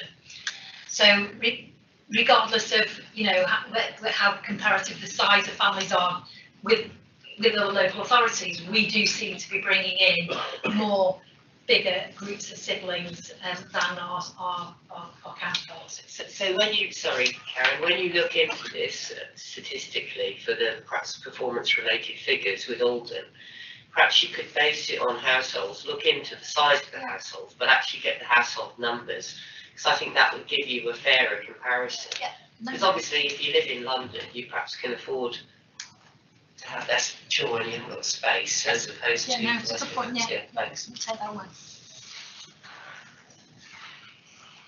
Ruth's at the back there. Thank you, Chair. And Councillor Wilde asked partly my question. But building on that, you're aware of the sort of numbers in other local authorities and that were comparable. But is the complexity comparable as well? And are the costs comparable of supporting those individuals? Yeah, well done. I'll answer that, and then perhaps Sonia can mind what's coming. I think it's a simple answer there, and that's yes to both of those questions. Yes, all of our when I talk to my colleagues, and Sonia does the same, we're all sharing that the complexity of families and children has increased, and the pressures and needs that translates into is absolutely increasing. And are the costs comparable? Yes, they are. Particularly where we're looking at residential provision outside of the local authority, or where we're looking at foster carers, then those costs are very comparable across the patch. Yeah. Sonia, I don't know whether there's anything else you wanted to add. Yeah, so I think in terms of costs, it is comparable for the vast majority of placements, particularly independent fostering agency and our own fostering, special guardianship order, outcomes, those kind of things. We actually work within the West Midlands with a regional framework for commissioning. So those costs are actually sort of agreed regionally, and the framework is agreed regionally in relation to the vast majority of residential placements, but also our independent fostering agency placements. So we know that we're paying comparable costs, particularly across the West Midlands. There are a few placements where we have to spot purchase, and obviously those costs are not as controlled as they would be if they were through, and they through the framework. They tend to be the very much more complex and high risk sort of children, which is why we've done our own homes. And so we've brought our 5 most high risk children back into Shropshire. That's not without its challenges, but we know that we're actually doing that cheaper and more cost effectively than when they were in other out of authority placements. And we've got, you know, we track that very, very carefully. Thank you. But linked to that, as a supplementary question, has the standard of housing and accommodation that some of these vulnerable families have found themselves in, particularly the larger families, had an impact? And is there anything the Shropshire Council can do to impact on that, you know, positively? And is overcrowding an issue? It's not been brought to my attention that that's a specific issue, and that's actually a question I can specifically talk to housing about and see whether or not that has been a direct impact. I think if that was an issue, the social workers would be very vocal about that, because what we wouldn't want to do is bring a child into care for something that's not actually sort of the parents kind of they can't influence in the same way as other families could influence. But it's a question that I can certainly go and ask and explore. Can I just have, yeah, one last question. I mean, I'm very interested, and I want to help, because obviously, looked after children is all our responsibilities. And when you're doing this wider piece of work, because hopefully we can take some positives out of it about how we do things, where we do it, or whatever, there's there's a lot of very experienced, long-serving counsellors who've got a lot of local knowledge. You know, so when you're doing all your stuff, if you say, well, actually, we could perhaps do with a place over here somewhere to do some work or try it out or something, then ask me or any of the other members to see if they can help facilitate that. Because I think anything we can do, that will help the families and these children is worthwhile. And there's lots of little places out there, probably routes down the south there, where there's loads of probably village halls or something, and a lot of the places would just say, well, if you want it for an odd morning, just, here's the key. Yeah, that's what we do. And I think we've given you a key, and and I just think we all want to help because it's all our problems. yes, absolutely. So don't feel that you can't. Please ask us because we are there. And certainly from my point of view, I bend over backwards to try and help these children and the families. It's great. Thank you very much. Thank you. Can I ask, do we still have the large families in our care? Yes. Fine. Are the courts stepping up now and getting cases through any quicker?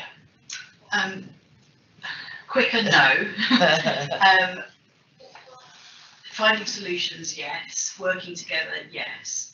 But you can imagine, our court footprint for us is ourselves, Telford, Wolverhampton and Walsall.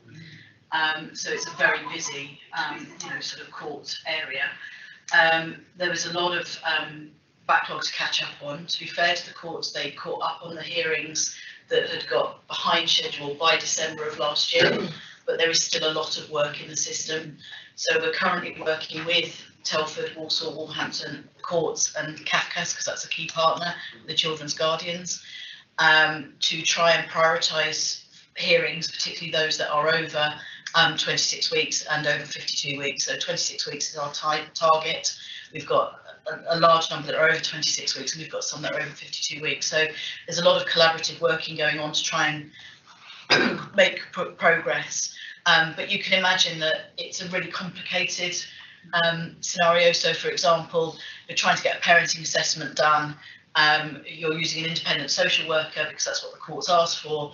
The family get COVID or they're self-isolating, you get delays, and all of those things kind of like knock on. So what I would say is that there's strong collaborative working to try and resolve it and to move those children on and through.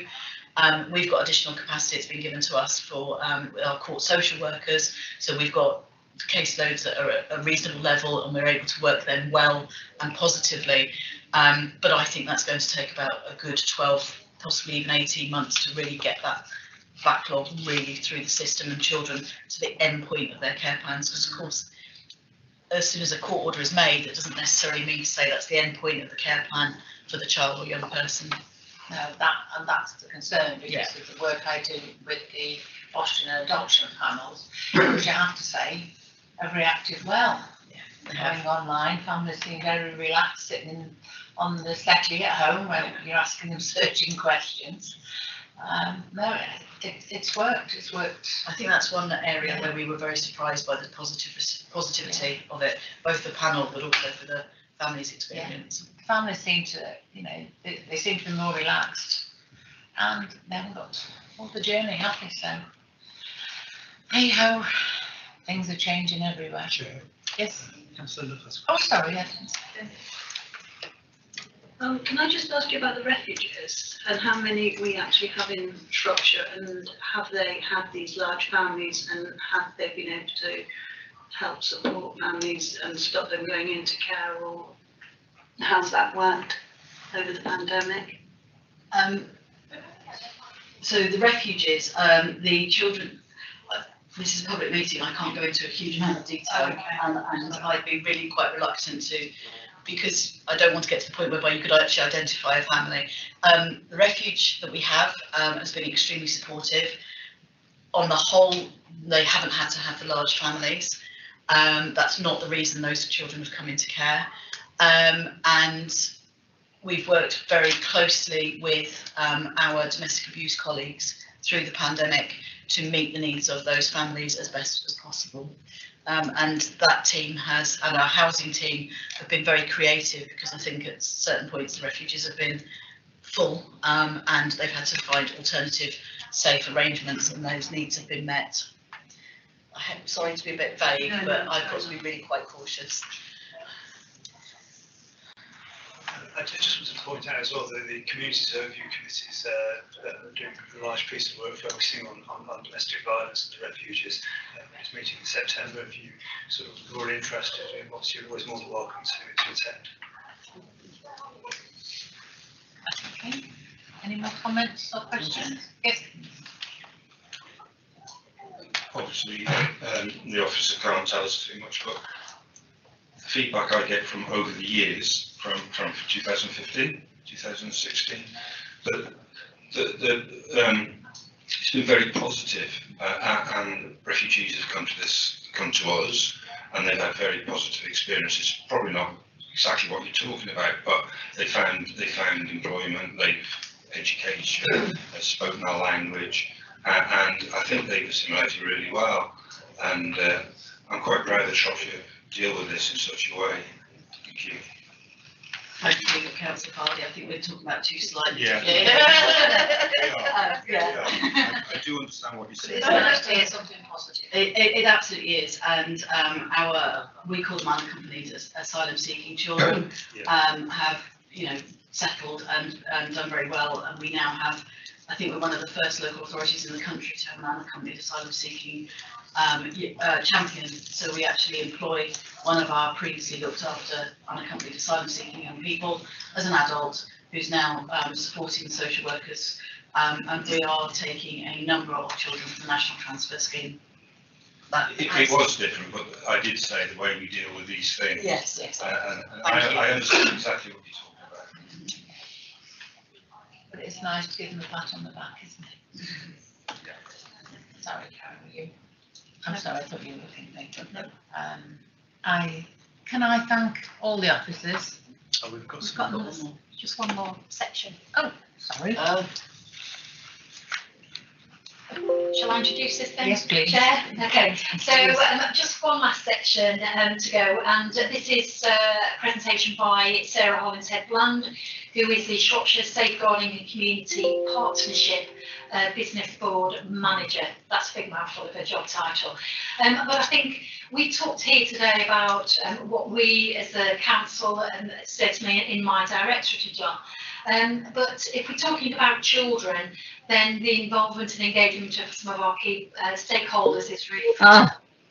So we did think it would be really helpful just to have a short input on that. So I'm going to hand over to Sarah Hollinshead-Bland. Thank you, Sarah. Can you hear me, everybody?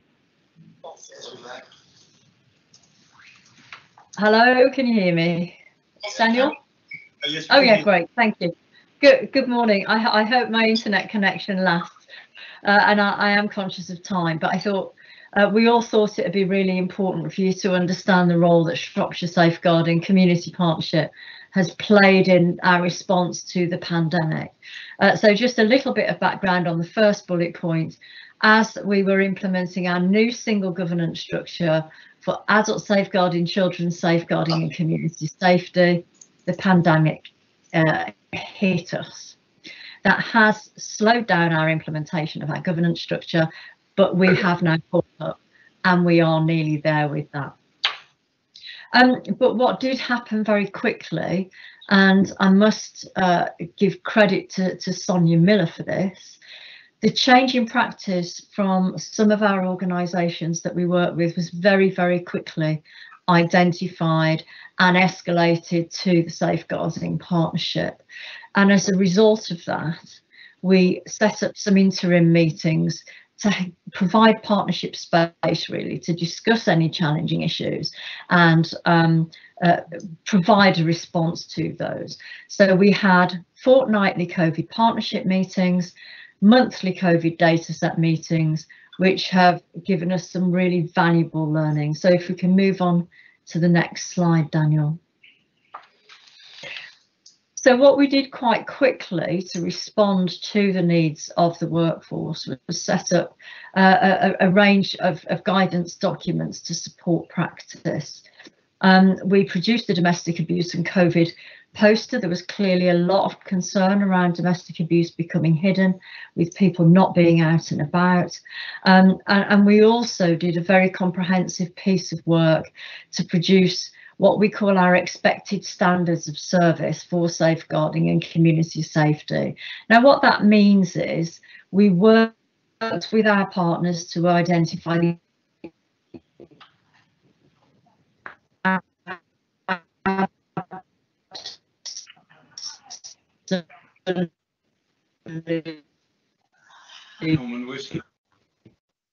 work, but that's what we wanted anyway.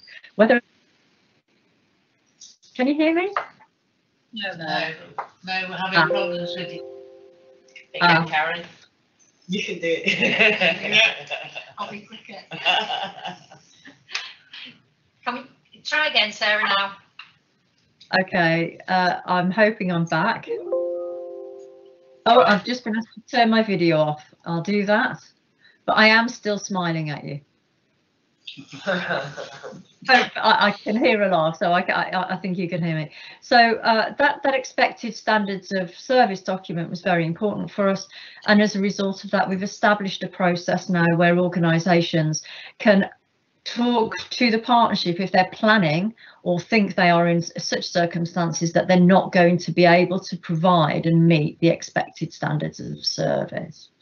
We've also produced some guidance for when a person is not following coronavirus guidelines, and we have had to put that into practice. And because of the work we've done through our statutory case review work, we have produced a guidance document and assessment practice poster to remind people of the good practice principles when they are assessing people, and that includes where it's appropriate, where risk is changing and increasing, visiting people in their home environments. And the next one, please, Daniel. Now, because of the concerns that you've heard about, so eloquently reported by colleagues, the partnership were very keen to commission some external scrutiny, particularly around what we were seeing because of neglect and non-accidental injury to children. We know that this pandemic has increased harm, and you've heard information about that. So we commissioned an external person to come in, and she met with a whole range of senior and middle management across our health, social care and criminal justice system. And these are some of her observations. Interagency working, as you've already heard, had improved. That's borne out by the external scrutineer. She was also very impressed, I'm just picking out one or two bullet points here, with the knowledge, skills and will to improve interagency services. And she makes a very important point here. Virtual contacts are valid and appropriate, but what we mustn't lose sight of is the importance of, in certain circumstances, seeing children and parents in their home environment. She wanted to comment particularly on the commitment from multi-agency organisations to safeguarding children, and that's that last point. So if we go on to the next slide, Daniel, please. A number of recommendations came out of her report, which you've had chance to have a look at, but I'll just talk to you about the impact of our case reviews. So there's a little bit of very basic information about what a statutory case review is, but what you can see in all areas of our statutory case reviews is we've seen very, very significant increases during this first COVID year, and that's not just around our child safeguarding practice reviews, which have increased by 250%. You can also see that for the safeguarding adult reviews, and in particular antisocial behaviour case reviews. And there's no doubt that neighbours being at home more often, spending more time next to each other, has certainly had an impact on people's behaviour. And the next one, Daniel, please. So some of the key messages from us, you've heard about the children's data, so I'm certainly not going to repeat that. but we have seen from our data collection some of these key things. So the Mental Health Act team have seen quite a change in the way that they've worked. So something called a 135 warrant allows entry into a person's home when they're not in the public domain, and that has gone up by 100%. The important thing there is we're still talking about small numbers, but this reflects having to go into homes rather than being able to use other powers when people are out in the public space appearing to be suffering from a mental illness. Certainly the first point of contact team from adult services experienced a 45% increase on their contacts in comparison to the previous year, and that also resulted in a 20% increase in safeguarding contacts. But because of the efficiency of that team, the skill of that team and the way they work, it didn't translate into adult safeguarding concerns, but it was certainly hitting the front door, and I think you've probably heard that message quite consistently from Sonia. Happy to take any questions, but I'll keep my input brief. Any questions? No, I can't see any at this moment. Thank you. Something for us all to keep in mind, these increases. Thank you. Okay. Chair, over to me, I think, just for the final slide, and I don't really intend to go through this. I think, first of all, what I'd really like to say is that what you've heard today, I think, is how we have responded and adapted and tried to support under these really unusual set of circumstances our communities across Shropshire. But whilst at the same time, we've carried on business as usual wherever we possibly can. And I'm really, really proud of everything that all of my teams have done across all of their work. In terms of business as usual, we've seen some recruitment and selection continued, some really significant posts being put into place. We've increased our residential provision, you've heard about that, and we've continued with our adoption work, and particularly moving into Together for Children. And again, that might be something that the scrutiny committee might want to explore. So I hope that you feel that we've responded really positively, both to the pressures and new demands, and whilst carrying on business as usual. But what we can't forget, I think, is, and that's very evident, is that the impact of COVID on children's services will be long lasting. I'm not going to go through these, you can read the list for yourself. It's not an exhaustive list, but even if COVID goes away next week, what we're going to have to continue to deal with will probably be a generational legacy for us. And some of those things we don't yet really know nor understand fully, but it will continue to impact on us. And I think, Chair, I'll probably end there because I can see Councillor Hardy's hands up. Yes, Councillor Hardy. Well, reading through this and listening to the officers, I know that right at the beginning there was a mass panic. None of us really knew what we were doing, and guidance changed every day. But I think it's gone brilliantly well. I think what we've read here is fantastic. Of course, officers must be exhausted at times. So I want to thank them for everything they've done, because, as I say, things change every day. At 6 o'clock every day, we get something from Parliament, Downing Street, and the next day we get something different. So it must be difficult to work under those circumstances. So I'd like to thank them. But I would like to ask if it's quite unusual to go through a meeting without portfolio holders saying anything. So I wondered if you got any comments of what she's heard today. Are you there, Kirsty? Hello, can you hear me? Yes, we can. Hello. Yeah, I just think following the the detail that we've seen, and obviously officers have gone through it, and we will probably take time and reflect, but I think we should recognise and give thanks to the team and the officers, and they've gone above and beyond in unprecedented times, and I think, Chair, we should note that. And just reflecting on something that Steve said, out of it has really good practice and things that we will continue to do. And I know information sharing and talking to head teachers, parents and carers, it's been a fantastic collaborative effort So yeah, it's really a positive actually we should take from this under really difficult times. Thank you. Thank you. Yes, sir. Thank you. I noticed people scrutiny. In the early days of COVID, we had an outbreak on the Traveller site in Craven Arms, and there were children there. And our officers, Rachel Robertson and her team, really did an outstanding job. We had meetings every day from 4:30 to 5:05. We had the police involved with every meeting, and my premises was used as a base, and the public protection team came down every day, told us what was going on. And it was difficult with travellers because they like to get out and roam around, but with the help of the police we managed to sustain them in the premises until the COVID was over. So I'd like to pass on a big thank you for Rachel Roberts and the team for the way they acted at Craven Arms, and they said it was a steep learning point for them because travellers don't actually register themselves on one site, they register themselves on two sites.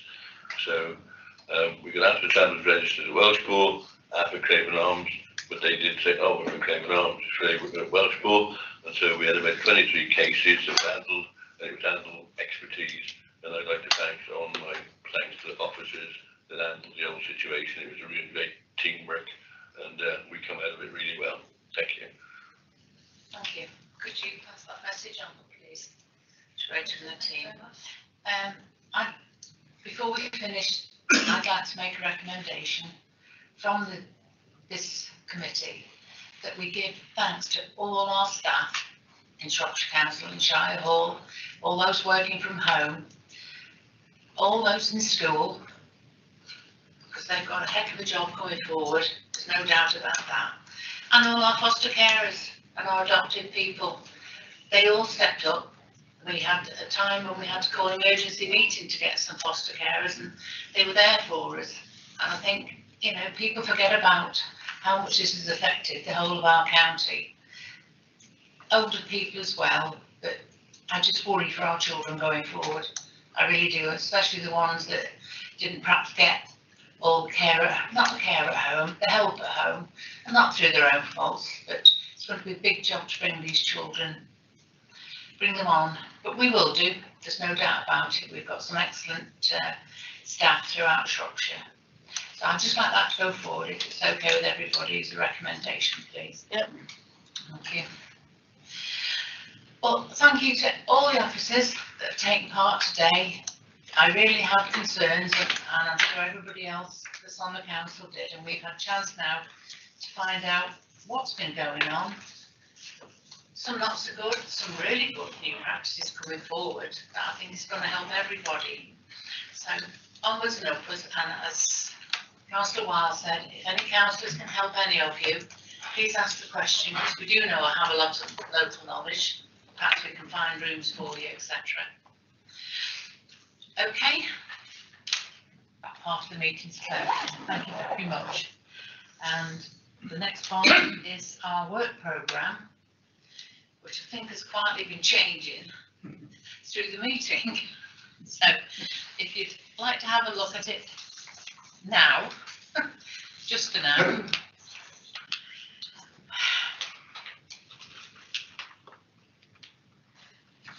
Anybody with any comments? Yes, there's two at the back I can see. Ruth put her hand up first. So. Thank you, Chair. Yes, completely agree with all the topics on there, but they are all related to young people and children, and as People Scrutiny Committee, I think there should be some adult topics on there. And I'd particularly like to see the inclusion of support for people through COVID with a sensory impairment, whether that be sight loss or hearing loss, because clearly that's very isolating, and with COVID as well, those individuals may have been significantly isolated and they may have struggled a lot more than we perhaps know. So that would be one topic I would suggest. And going back to children, it's heavily children orientated, and I've got no problem with that at all. But I wonder whether we should include some aspects of children's health on there, and particularly access perhaps to dentistry for young people and children, where they may well have missed appointments and may now be on long waiting lists for dental care. You got that down? Yeah. Yeah. Here you are. Yes, please. Thank you, Chair. Yes, this is sort of echoing back from the member's question earlier on in the meeting, and I would like to request that we have a formal response to the secondary education provision. And so if we could have if we could report back, please, on this, on the numbers and projections upon which we are basing our secondary provision. Just one moment.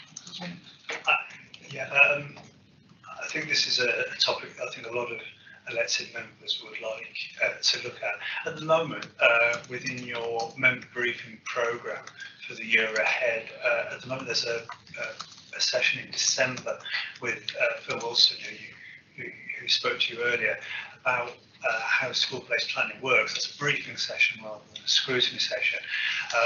So the intention would be then that this committee, if it wanted to, could look at school-based planning, scrutinise the process of school-based planning in the new year.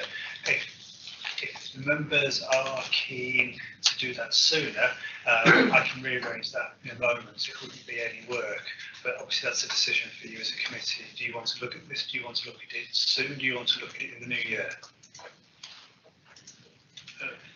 Yes, Chair, if I may recommend that we look at this sooner rather than later. Yeah, that's fine. No problem. You organise that? Yeah. Thank you. Chair, just looking at some of the comments going through the presentation, we were talking about qualified staff being in place probably by October. So I think perhaps that should be reviewed October, November time to make sure we have actually achieved that target.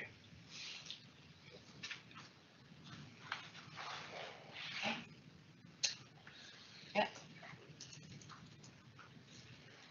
No more? May I ask a question, please? Behind you.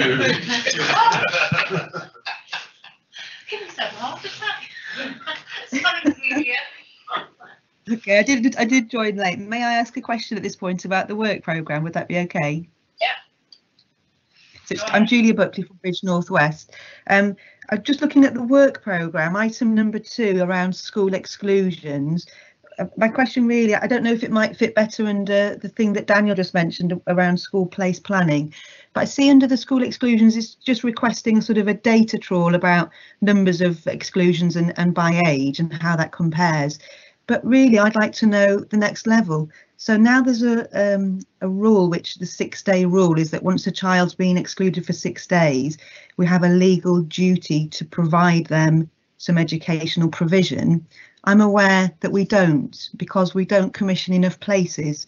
So we actually have a waiting list of children who've been excluded, as we all know, because of growth in issues over COVID, but who are just waiting for provision. So can we also do the next piece of work? Can we add it to that question, which is around provision and how long the waiting list is, and around the planning we have in place for commissioning the specialist educational support? I believe it's TMBSS. Why is it that we haven't increased the numbers of commission places to meet that demand of these excluded children? And again, you could compare that with other authorities if you like, to see if our waiting list is shorter or longer than theirs. And I think to have a look at the legal implications of how long children are waiting on a list. Now, I don't know whether that overlaps with what Daniel was just saying about school place planning. I didn't know if that was mainstream planning, because what I'm talking about is how we as an authority plan our budgets and our commissioning to put in place the necessary specialist education for those children that are already excluded and that were at risk of exclusion. So could that be included, please? I think Karen is just about to give you an answer. Yeah, I won't try to answer the question that you just raised, but what I will say is that we can certainly include that in the exclusion item. That's probably where it sits best, and we'll make sure that we cover that there. Thank you, that's great. Okay. I remember there's somebody behind me. Well, thank you all for attending today, and we will relook again at the work going forward now, because I've got various things on here, and I'm sure Daniel has after today. So thank you all for coming. Safe journey home. Thank you. Thank you. Did you drink that coffee? Yeah, fantastic. It wasn't. It was lovely. I put in for cappuccino and I got a black coffee. Yeah, I put in for a latte and got a black coffee. Oh, Daniel can me some. You are still last. Right. See you, Peggy. Take care. Take care. Hillary. Yeah, see you. Oh, Claire. See you, David. Yeah. I might have a